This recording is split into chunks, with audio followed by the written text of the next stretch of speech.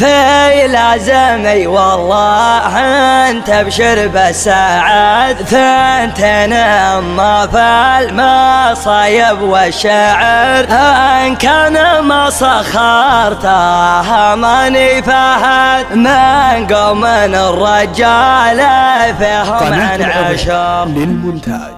في لازمي والله انت ابشر بالسعد، ثنتين اما في المصايب والشعر، ان كان ما سخرتها ماني فهد من قوم الرجال فيهم عن عشر، من قوم الرجال فيهم عن عشر. ولع الشباب خلى السما تدوي دوي، واضرب القاع الفسيحة مثل ضرب الصقل، والله ما يستكن كل رجال حموي، شوش يا راس الخفا وجعل يفتك البخيل. في حفل من هوليا شمه ذبعوي، ما نسحول على جماد ورحم زبنت الدخيل، راس مقدر في صدره قبله والخوي، تلثت اسمي للرا كان شيال الثقيل، خلاف رجال على الطيلات ازوي زوي، نصر وعبد الله مصيرين المستحيل. مرحبا عند المطالق وقاده في محل يدهله كل طرقيه، هلا عن قلت على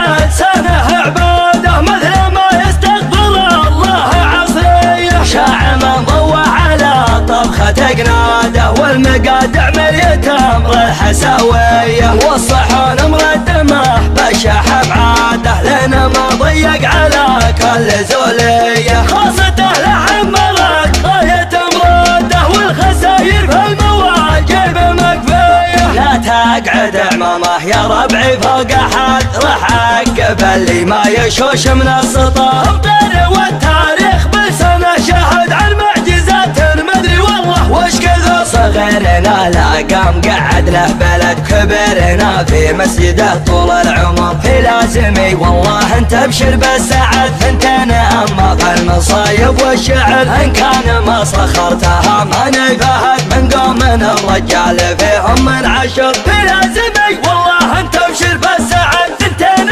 اما في المصايب والشعر، ان كان ما سخرتها ماني فهد من قوم الرجال فيهم عن عشر، من قوم الرجال فيهم عن عشر. ولع الشباب خلى السما تدوي دوي، واضرب القاع الفسيحة مثل ضرب الصقل، والله ما يستكن كل رجال حموي، شوش يا راس الخفا وجعل يفتك البخيل. في حفل من هوليا شمه ذبعوي، ما نسحول على جماد ورحم زبنت الدخيل، راس مقدر في صدره قبله والخوي، تلثت اسمي للرا كان شيال الثقيل، خلاف رجال على الطيلات ازوي زوي، نصر وعبد الله مصيرين المستحيل.